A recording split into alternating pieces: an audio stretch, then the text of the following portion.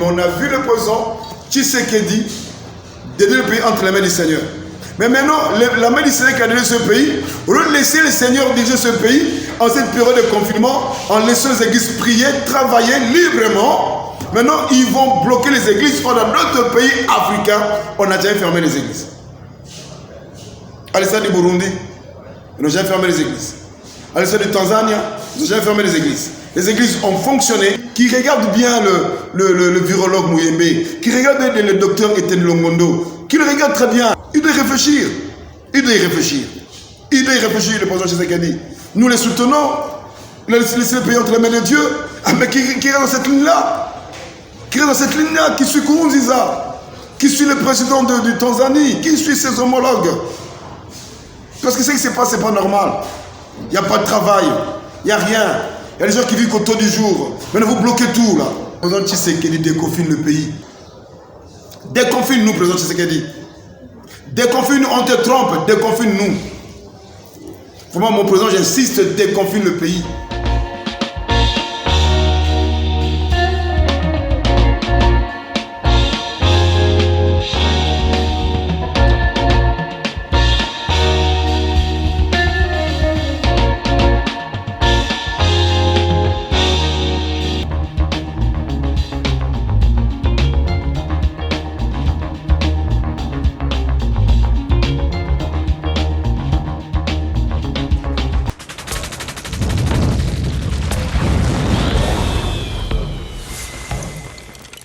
Chers internautes, moi c'est la sœur Grace Boigny. Je suis la présentatrice de cette édition sur notre chaîne, la Chrétienne de Média Télévision. Je ne suis pas seule, je suis accompagnée d'un invité. Bonjour. Bonjour, bonsoir. Djobaleko, pour ceux qui sont en Ouganda. Amakuru, Mwaramouche Meroué, pour ceux qui sont au Rwanda et au Burundi. Bon dia, boa tarde, boa noite, de partout où vous nous suivez. Moi, c'est l'apôtre Willy Makenda, le Majoral 5.0, et je suis invité de cette édition pour partager avec vous un thème important que nous allons tous découvrir tout à l'heure. La fois dernière, vous avez parlé sur l'Église après le confinement. Le confinement a été prolongé. Qu'est-ce que vous en dites?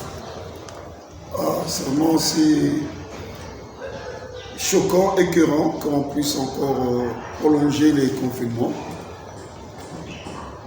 Mais ce que j'en pense, ma pensée, elle est positive, mais je dis choquant et écœurant.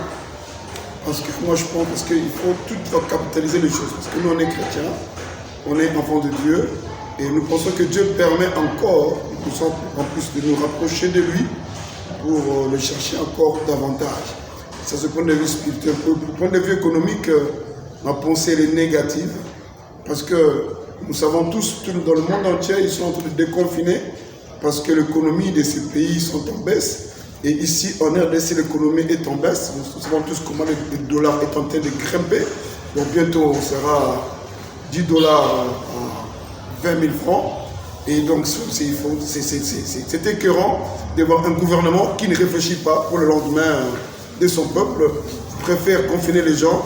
Il n'y a rien qui fonctionne, il n'y a rien qui tourne. Déjà, quand tout fonctionnait, quand tout tournait, déjà on était à la baisse. Et maintenant, avec ce confinement, c'est pire, c'est tellement compliqué. Donc, mon point de vue, il est négatif pour la nation, pour l'État, pour le gouvernement. Mais pour Dieu, et je la capitalise, elle est positive. Parce que ça nous permet encore de prier davantage, de chercher Dieu. Voilà, c'était un peu ça le point de vue. Et vous ne pensez pas qu'on va encore prolonger ce confinement? Bon, j'en sais rien, je ne suis pas le professeur, le virologue Mouyembe, je ne suis pas le docteur Etienne Longondo. Ce sont eux qui disent ces choses, le président. J'en sais rien, mais seulement ça sera déplorable si ils vont prolonger. Parce que, réfléchissons un peu, on doit être clair, on doit le dire clairement. À Kinshasa, je l'ai dit aux éditions passées, démographiquement, nous sommes 15 millions d'habitants. Alors, avec 15 millions d'habitants, si réellement le coronavirus était au Congo et à Kinshasa, comme on nous laisse entendre, il ne fallait pas que nous ayons des 1 décès, 3 décès, 10 décès par jour. Il fallait que nous ayons par jour 400 à 500, même à 1000 décès. Et les contaminations, plus de 1000 ou 2 ou 3 000 par jour. Mais les contaminations, nous ne le voyons pas. Mais au contraire, les contaminations sont à Gombe et à la présidence. Et c'est compliqué parce qu'il y a le porte-parole du président qui a dit à la télé que les gens qui meurent à la présidence meurent du Covid-19. Donc le Covid-19 est à la Gombe qui est confiné et est à la présidence. Et c'est voilà pourquoi je dis je ne comprends pas. S'ils auront à prolonger, je ne comprends pas quels sont les intérêts. Je ne sais pas qu'est-ce qu'ils trouvent. Ah, ok, pasteur. Vous avez dit qu'un nouveau vent de réveil arrive après le confinement. Qu'est-ce que vous voulez dire par là? Ben effectivement, j'ai dit la fois dernière, c'était à Lingala, le mot confinement ne commence pas avec le coronavirus. De toute façon, confinement à Lingala, c'est confinana. Donc on vous entasse.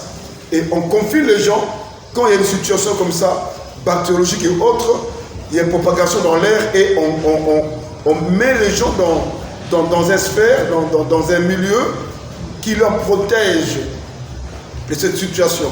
Or, si nous rentrons au temps de la Bible, après la mort de Jésus, les disciples étaient confinés. Ils étaient à la chambre haute. Ils étaient en retrait. Et c'est par ce retrait-là qu'ils ont été baptisés du Saint-Esprit. Et comme en ce moment, laisse-moi vous dire, ma soeur Grace Mbwangi, les gens sont en train de prier, bien que l'État congolais s'oppose à l'Église. Il dit que l'Église ne peut pas fonctionner. Ça, il faut que je le dise. Je pèse mes mots, je maîtrise. Ils disent que l'Église ne peut pas fonctionner. Mais quand les marchés fonctionnent normalement, parce que le marché qui fonctionne, c'est le marché central. Mais tous les marchés fonctionnent normalement. Il n'y a pas l'endroit où laver les mains avant d'entrer dans le marché. Les gens ne sont pas protégés. La vie, elle est normale. Mais les autorités préfèrent confiner l'Église pour des raisons que Dieu seul sait. Mais voilà pourquoi maintenant Dieu change la situation de ce confinement pour permettre à l'Église de prier. Oh, mais c'est que, voilà, que Dieu soit loué. C'est que compliqué. Le président de la République a demandé que chacun prie son Dieu. Or, la force de la prière, c'est quand nous sommes réunis. La Bible déclare là où 2 ou 3 sont réunis en mon nom, je suis parmi eux. Mais maintenant, c'est notre moment, ils ne veulent même pas entendre parler de l'Église. Voyez-vous, j'ai suivi un jour un gouverneur provincial qui disait, après les 2 confinements, les églises, les bars et autres restaurants fermés. Mais l'Église travaille beaucoup plus que les bars. L'Église conscientise les gens. Même les voix que vous cherchez pour vous élire. Vous cherchez les voix en achetant, en donnant 1000 francs de bouteille de jus, un t-shirt. Mais l'Église, au mot d'ordre du pasteur, votez X, votez Y, ils le font. Maintenant, cette Église-là qui vous protège, vous la bloquez. C'est un problème. Ça, c'est entre guillemets. Mais, une chose qui est vraie, ma soeur, pendant ces conférences, nous avons prié et Dieu l'a permis pour amener un nouveau vent de réveil. Parce que chaque 2000 ans ou chaque 3000 ans, il y a un événement qui se passe dans le monde. Et cet événement ici, c'est un grand événement sans précédent. Maintenant, pour entrer au supermarché, on doit tester ta température. Donc, il nous prépare à la marque de la bête. Voilà maintenant, Macron a dit, le président de la France a dit maintenant, si les Africains refusent d'être vaccinés dans l'Union européenne, ils n'iront plus en Europe. Donc, du coup, notre accès de l'Europe dépend de ce vaccin. Mais tandis que nous, on n'est pas le plus malade, on n'est pas le plus atteint. Ce sont eux qui sont malades, ce sont eux qui sont atteints, ce sont eux qui meurent davantage. Même hier, j'ai tout suivi à la télévision, et il y a encore des morts en France, plus que les morts de Kinshasa. Mais comment est-ce qu'on doit nous imposer un vaccin avant d'y entrer? Donc c'est la marche vers la marque de la bête. Voilà pourquoi l'Église, Dieu ne permettra pas que cela arrive comme ça. Il faut que l'Église annonce la bonne nouvelle. Il faut que l'Église évangélise. Voilà pourquoi pendant tout ce temps de confinement, on a prié Dieu, on a cherché Dieu, on a jeûné. Voilà même la raison pour laquelle le coronavirus ne peut pas agir avec ça, parce que les gens ont prié. Voilà, c'est un peu ça. Et le réveil sera, nous croyons. Oui, pasteur. À l'édition passée, vous avez parlé sur les césaropapismes. C'est quoi les césaropapismes? Ok, le césaropapisme, déjà le mot César, qui signifie l'empereur César. Et le mot pape, papis qui vient du pape, qui signifie les souverains pontifes de l'Église catholique. Alors, à l'époque du roi Constantin,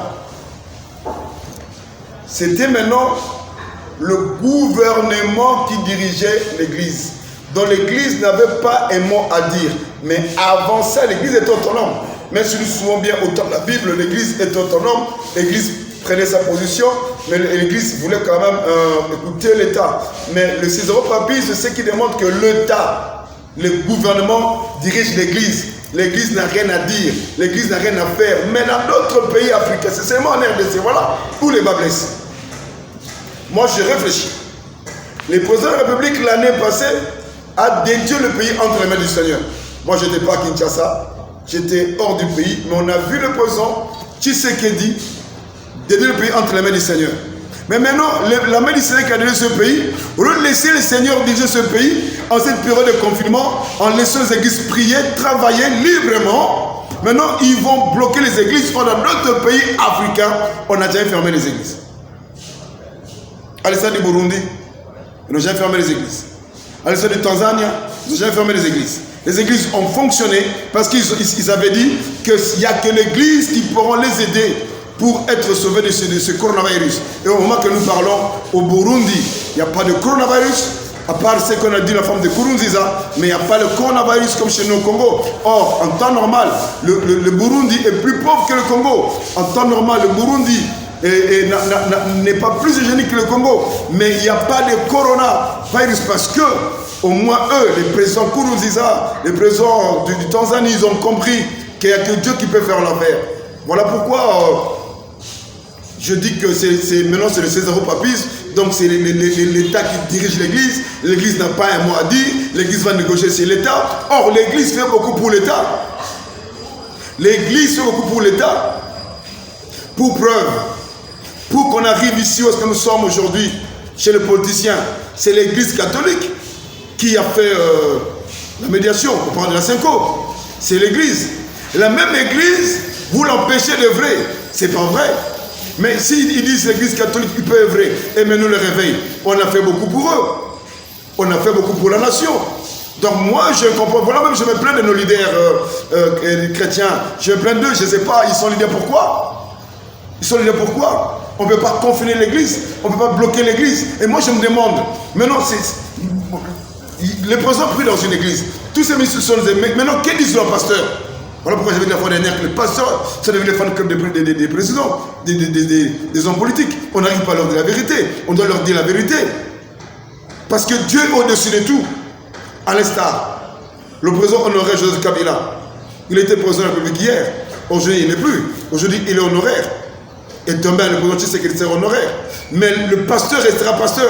Même s'il n'est pas pasteur de cette église, il restera toujours pasteur. Même si aujourd'hui, le président Tshisekedi qui est en exercice, il prend son avion pour aller en Afrique du Sud ou prend sa valise pour aller à Brazzaville, on dit le pasteur du Congo est venu. Mais si un pasteur va à l'église Brazzaville, on dit notre pasteur est là. Donc c'est une différence.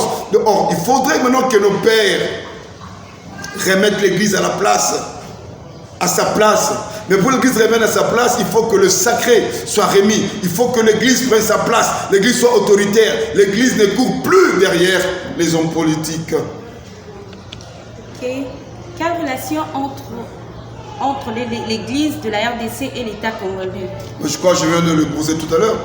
À mon humble avis, la relation n'est pas bonne. Ça, c'est mon humble avis. Parce que la relation était bonne, je pense que l'église serait aussi au task force. Si la relation était bonne, je pense que quand ils parlent de prolongation de coronavirus, comme ils font confiance au virologue Mouyembe, quand ils font confiance au docteur Etienne Lomondou, ils devaient faire confiance aussi aux hommes de Dieu parce qu'ils sont en contact permanent avec ces populations. Ça n'engage que moi. Moi, je ne pense pas qu'il y ait une bonne relation. Sont-ils, oui ou non, dans les césaropapismes? Aussi, on a les césaropapismes, mais l'Église n'a rien à dire. L'Église n'a rien à dire. L'église, les pasteurs, les représentants des églises, des dénominations et des confessions, machin, bidule et tout, ils sont allés voir le président de la République pour négocier l'ouverture. Mais où est-ce que nous en sommes? On n'a pas reçu cette ouverture. On n'en a pas reçu, donc c'est pour dire que c'est l'Église, c'est l'État qui dirige l'Église. C'est l'État qui dirige l'Église. L'Église n'a pas un mot à dire. L'Église a juste un mot à dire pendant les élections. Là, ils viennent à l'Église, supprimer les églises, négocier. Et pauvres que nous sommes, nous acceptons aussi l'argent, nous acceptons les jeeps pour vendre le pays. Parce que moi je dis que l'église a vendu le pays. Et moi je me joins à Denis Lessi. Même si les gens le souscrit en faux, mais moi je me joins à lui. Il a bien dit Daniel ici. Je l'ai suivi avec le jeune Péro Louara à CPL TV. Il a dit que c'est nous, l'église, qui avons détruit le Congo. Moi je dis Amen. C'est un monsieur qui est clair, qui est sérieux. Mais quand les gens s'opposent à l'église, moi je ne comprends pas. Ce pays a été détruit par l'église. Et c'est vrai, parce que le président, il est chrétien.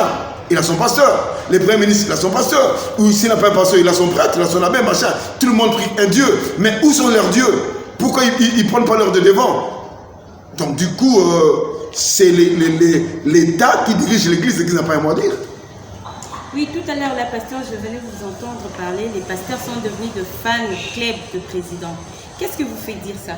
Ah ben oui, si je dis fan club de président, bon, c'est une façon de parler, mais des politiciens. Tu vois? Les pasteurs courent derrière les politiciens pour trouver de l'argent. Mais ils ne courent jamais derrière pour leur parler. Ok? Il y a une histoire qui s'est passée au Sénat, entre le président du Sénat et une sénatrice.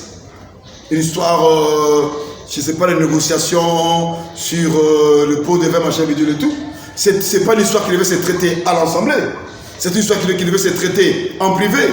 Mais cette histoire, c'est se traiter à l'Assemblée, en pleine Assemblée. Alors, les pasteurs qui sont allés voir, que je connais quelques-uns, qui sont allés voir le président du Sénat, est-ce qu'ils en ont parlé? Est-ce qu'ils en ont parlé? Mais ils sont allés voir juste pour, moi on aime la vie, hein. Ils sont allés le voir juste pour le rassurer, que nous te soutenons, nous sommes derrière toi. Et comme tout politicien congolais qui se respecte, il va sortir un petit 10 000, un petit 50 000, un petit 100 000, il doit essayer de partager, et puis voilà, c'est parti. Nous voyons et attendons par les réseaux sociaux que le bon nombre de pasteurs, des serviteurs de Dieu font des sextapes et sont devenus de violeurs. Qu'en dites-vous? Ah ben là, c'est compliqué. Je ne suis pas vraiment placé un mot clair, parce que vous savez, aujourd'hui, comment on appelle ça? Votre histoire ici, l'Internet, comment on appelle ça? La technologie est avancée, hyper avancée. Aujourd'hui, on peut prendre, comme nous faisons maintenant cette émission, et demain, on peut prendre aussi, on est avec toi, moi et femme. Et il balance, sans ta permission. Il balance, voilà pourquoi je pèse un peu mes mots sur ce fait. Parce que moi, je regarde les tableaux, ok? Il fut un moment, il y a eu une sœur avec son pasteur qui n'a jamais regardé ça. Ça fait du bruit. Aujourd'hui, nous en sommes où? Il y a eu des musiciens. Ça fait du bruit, nous en sommes où? Aujourd'hui, on parle des pasteurs violeurs. Je ne peux pas dire parce que je n'étais pas dans les faits. Mais si ces choses-là aussi arrivent, Dieu est en train d'interpeller les hommes de Dieu que nous sommes. Dieu est en train de nous interpeller pour rentrer dans le sacré. Nous, on a laissé le sacré. Nous, on a laissé le service de Dieu pour des choses futiles, pour les besoins de ce monde. Alors maintenant, le diable envoie ses agents, qui sont les femmes, bien sûr. C'est pas toi. Mais si on est tous lecteurs de la Bible, on va voir tous dans la création, quand Dieu a créé l'homme, Dieu a parlé à Adam. Et après avoir parlé à Adam, Dieu a mené Adam dans un grand assoupissement, un sommeil. Et quand Adam était endormi, c'est là maintenant que Dieu créa Ève. Dieu a pris le côté d'Adam à présent Ève.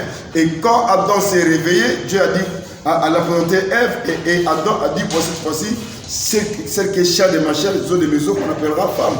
Autrement dit Ève. Et puis Adam a transmis le précepte ou le commandement que Dieu l'avait dit à Ève.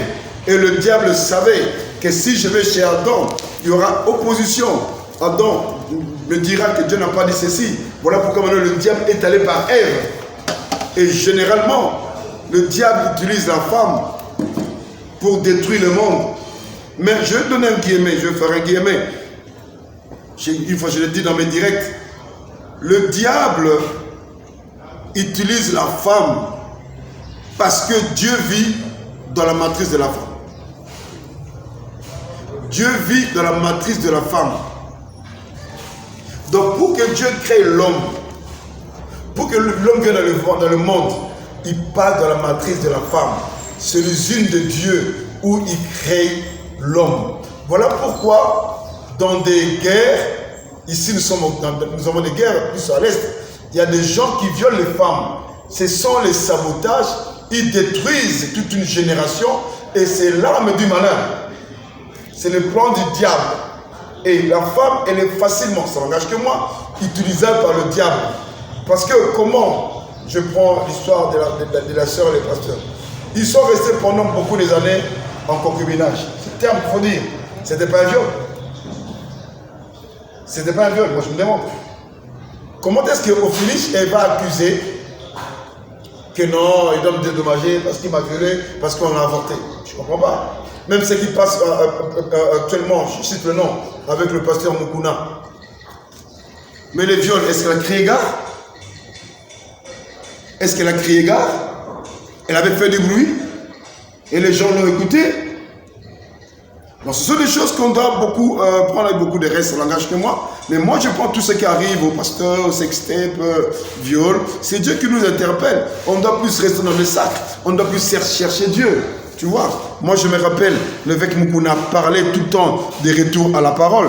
Donc il était comme le prophète discipline des églises. Et moi je pense que Dieu aimerait qu'il rentre encore là où qu'il était, que retour à la parole. Moi je pense, parce que maintenant il a quitté la parole, il est entré dans la politique. Parce que dans la magistrature passée, c'est lui qui soutenait le président Joseph Kabila. Et on a vu le ministre honoré Bitakwira aller prier dans son église, parce que lui était favorable au président Kabila. Et de but en blanc, un sursaut, il s'oppose au président Kabila. C'est compliqué. Et alors voilà, pour Dieu peut permettre ces choses pour que nous puissions revenir à Dieu. Moi je pense. Oui, apôtre, en conclusion, quel est votre point de vue par rapport à la politique actuelle de notre pays, par rapport au cas du pasteur Mukuna et le procès de son jour? Bon, parlons de la politique du pays. Moi je pense qu'il y a quelque chose qui est en train de se faire. Moi je pense que Dieu est en train de tendre sa main. Moi je pense que Dieu est en train de visiter le Congo. Moi je pense, c'est mon humble avis. Seulement que le président doit faire attention et qu'il ne soit pas égoïste, parce que ces gens sont des félins. Parce que ce qu'on vit aujourd'hui dans ce pays, où un dirkab du président de la République arrêté en prison pendant plus de 40 jours, et il est entendu, on a vu des ministres en fonction venir témoigner ou renseigner, on a vu le gouverneur de la banque, on a vu même des députés venir. Ça ne s'est jamais fait. Donc c'est pour dire que politiquement le pays est en train d'évoluer, mais le président doit déconfiner l'église, parce que l'église doit prier pour lui, pour faire une barrière par rapport à tout ce qui se trame derrière lui. Parce qu'on ne peut pas nous dire différemment, on est tous Congolais, on voit comment ça fonctionne. On attend congrès par-ci, congrès par-là, les gens s'opposent, il faut destituer Kaboum. Donc il y a des trucs bizarres qui se créent, d'où le président doit être attentif. Mais dans la politique, moi je pense aussi que Dieu est en train de créer une nouvelle classe. Dieu est en train d'épurer, parce que ça fait un temps, on doit le reconnaître. La politique n'a plus l'élégance. Au Congo, la politique n'a plus l'élégance. Mais au temps de Mobutu, bien que les gens parlent du mal de Mobutu, mais quand on te disait député, vous sentez, c'est un député.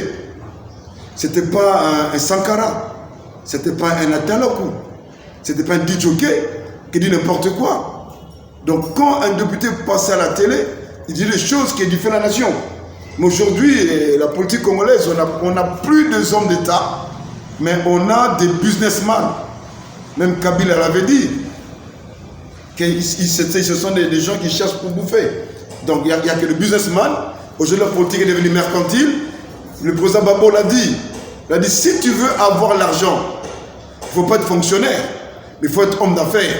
Mais si tu es président, tu ne vas pas trouver des millions. Mais au Congo, il y a combien de gens qui étaient pauvres avant d'être députés et que les députés deviennent millionnaires? De toute façon, le procès sans je nous le dit. On cite des montants extraordinaires. Même le Congo a dévalué le dollar. Le Congo a dévalué le dollar. Le dollar n'a plus de valeur au Congo. Parce que le million, ça s'est dit tout bout de champ. Mais $1 million, c'est pas ici. $1 million, c'est pas ici. Mais comment $1 million, ça sent comme ça se filme. Voilà, c'est les richiers, machin, mais le tout. Donc, politiquement, nous avons été trop bas. Et moi, je crois que le président Tshisekedi est en train de relever. Alors, pour le procès de 100 jours, moi, je pense que Dieu est en train de relever notre appareil judiciaire. Moi, je crois mon humble avis. Parce qu'au Congo, il y a les deux tout-puissants, les gens qui sont protégés avec des lois bizarres, avec des constitutions faites sur mesure les gens ne pourront pas être interpellés, les gens ne pourront pas être inquiétés. Mais on voit les Giscard d'Estaing être inquiétés, on voit les Mitterrand être inquiétés, on voit les Sarkozy être inquiétés. Moi, je pense que le procès sans jus doit interpeller tout le monde. D'interpeller tout le monde qu'il y a quand même un projet, hein, enfin un progrès. Alors pour les frères, pasteur Moukouna, vraiment que Dieu l'aide, hein. Que Dieu l'aide, que Dieu l'innocente. Parce que bien que il n'a pas été, excusez-moi, c'est mon point de vue avec, hein, je suis libre, je suis congolais comme toi. Je m'excuse, c'est comme toi, tu as dit, tu veux dire sur la nation, moi je sais que je pense aussi. Dieu n'aime pas les gens qui sont reconnaissants. Dans les mandats passés, les présidences de Kabila et Bozo honoraires étaient les tiens.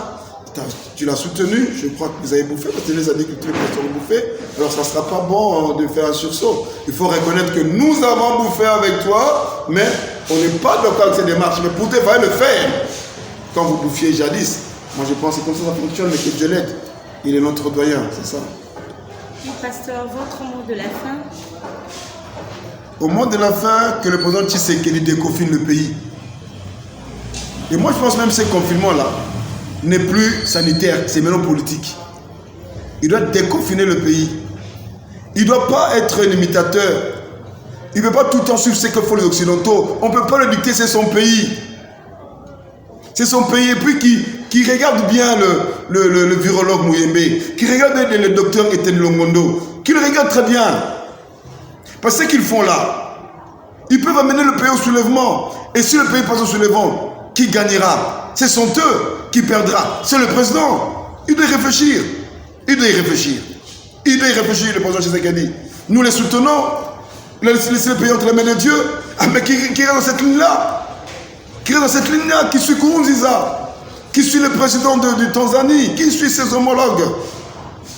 Parce que ce qui se passe, ce n'est pas normal. Il n'y a pas de travail. Il n'y a rien. Il y a des gens qui vivent au taux du jour. Maintenant, vous bloquez tout, là.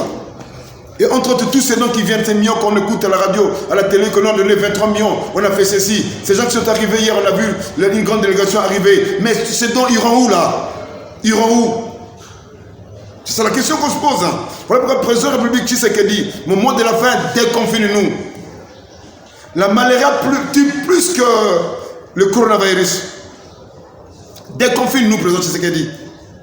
Déconfine-nous, on te trompe, déconfine-nous. Vraiment, mon président, j'insiste, déconfine le pays. Parce que là, on t'amène en bateau, excellent président Tshisekedi. Ces gens t'amènent en bateau, ces gens veulent que le peuple se soulève. Ces gens veulent qu'il y ait une mauvaise réaction dans ce pays. Et quand il y a un soulèvement, tu es perdant. Tu es perdant là. Ils sont restés pendant plus de 10 ans. Ils maîtrisent les créneaux. Déconfine le pays. Votre cotation a monté. Quand vous avez arrêté les gens qui ont volé l'argent de l'État, et on a vu le fruit, depuis les gens sont en prison, les sauts de moutons sont avancés, c'est merveilleux. Mais déconfine le pays. Kinshasa, par exemple, on va réfléchir. Si Gombe est atteint de coronavirus, mais Gombe à côté de Lingwala, Gombe à côté de Kinshasa, Gombe à côté de Barumbu. Donc du coup, Lingwala c'est qui? Barumbu c'est qui? Kitambo c'est qui hein? On doit se le dire, ces choses. Donc, présent, ces gens, il faut bien les suivre. Hein. Il faut bien les suivre parce que là, c'est compliqué pour nous, présent. Déconfine le pays, tu as laissé le pays entre les mains de Dieu. Déconfine le pays, demande à l'église de prier et tu verras que Dieu bénira. C'est ça au moment de la fin.